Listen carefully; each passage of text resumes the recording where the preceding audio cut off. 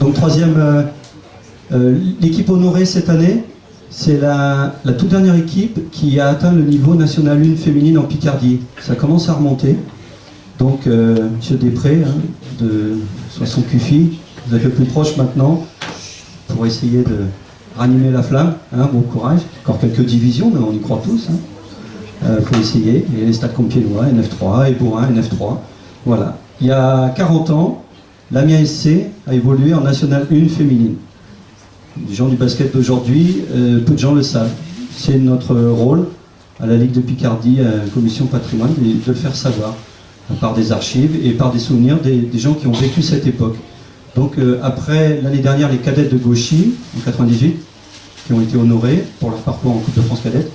Donc cette année, ce sont les seniors féminines de l'Amiens SC des années 75-76 et 76-77, leurs 2 saisons en National 1 féminine. Pour ce faire, je vais demander à 2 personnes de venir. On va commencer par un joueur actuel, un actuel entraîneur, joueur des années 90, on va dire 80-90, qui a eu la particularité de jouer pour les 2 gros clubs picards masculins, le CO Beauvais et le SQBB. Et il a vécu de près cette aventure car son papa était le manager de cette équipe. Ensuite, nous accueillerons une personne qui a été élue académicienne en 2012 ici même et qui a été l'entraîneur-joueur de cette équipe, Madame Aniela Kachmarov, qui vient d'arriver et ça nous fait bien plaisir de la voir. Elle est accompagnée aussi par la maman du monsieur qui va nous rejoindre maintenant, Madame Chamu, qui est là, que j'accueille avec plaisir, qui est donc la mère de Laurent Chamu, qui va venir nous dire quelques mots sur cette période et que je remercie de venir. Laurent est actuellement conseiller technique départemental en Seine-Maritime et que vous voyez peut-être sur les tournois intercomités, parce que ça fait plusieurs saisons qu'il dirige les équipes Benjamin du CD 76. Donc merci beaucoup d'avoir répondu à l'invitation et je te laisse la parole. Merci Vincent, bonjour à tous. Oui, personne n'est parfait, j'ai été obligé de m'expatrier en Normandie. Je voulais non seulement vous saluer, et saluer les élus de la Ligue de Picardie, et David en particulier, avec qui j'ai de nombreux contacts durant toute l'année, parce que je suis fier d'appartenir à cette région, qui pour moi est toujours dans mes pensées. Alors c'est très difficile de passer après des gens aussi importants, ceux que vous venez d'honorer, puisqu'ils font encore partie de l'action, où ils en ont tellement fait que je pense qu'on ne les oubliera jamais.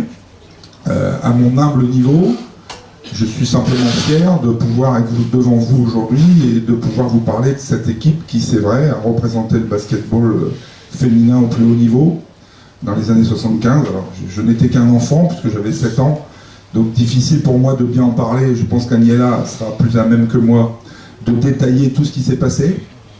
Non, je voudrais simplement vous dire que c'est un petit peu dommage qu'il n'y ait pas eu une équipe féminine en Picardie qui depuis n'est pas réussi. Je souhaite à Bohain et à Compiègne à un moment donné d'y arriver, parce que... Et à Soissons, pardon. Oui. Et j'espère très sincèrement qu'un jour le basket féminin Picard sera à nouveau représenté au plus haut niveau. C'est vraiment un souhait très cher. Au-delà de ça, je voulais évidemment remercier Vincent. Vincent qui, franchement, ce qu'il fait, c'est exceptionnel. Vous remercier aussi vous, parce qu'au-delà du fait de véhiculer cette image de patrimoine et cette histoire, je pense que ça a avant tout pour moi une valeur humaine. Vous prouvez quelque part que vous n'oubliez pas ceux qui ont œuvré, et si on est peut-être là tous aujourd'hui, et si on est aussi passionné aujourd'hui, si on arrive à faire du bon travail dans nos clubs, c'est peut-être aussi parce qu'on n'oublie pas l'histoire, qu'on n'oublie pas notre culture, et notre culture, évidemment, avec cette équipe, elle en fait partie. Et je pense que ça, c'est vraiment primordial, et je sais que toutes les ligues ne font pas ce que vous faites. Et franchement, je trouve ça vraiment passionnant. Alors, je sais que vous êtes tous pressés d'aller vous restaurer, et je vous comprends, je suis comme vous. Je ne vais pas faire trop long. Quelques petites anecdotes sur cette équipe. C'est vrai que chez nous, à la maison, ma mère en est le témoin, c'était plus qu'une passion, c'était presque une obsession, et que le basket depuis coule dans mes veines, c'est dans mon ADN. C'est vrai que je suis entraîneur professionnel d'une équipe fille cette année. J'y vois quelque part un parallèle, même si rien n'a été fait dans ce sens. C'est venu presque naturellement. Alors les petites anecdotes, ben forcément c'était des déplacements en voiture particulière, c'était des déplacements en train dans toute la France, c'était du bénévolat total puisque mon père était obligé d'engager des frais et de payer des billets de train pour que son équipe puisse bien voyager. Ça a l'air d'être vraiment incroyable aujourd'hui et pourtant c'est la vérité, c'est exactement ce qui s'est passé. C'était de la débrouillardise, c'était les prémices du basket des années 70, des années qui d'ailleurs étaient aussi extra-sportivement des superbes années.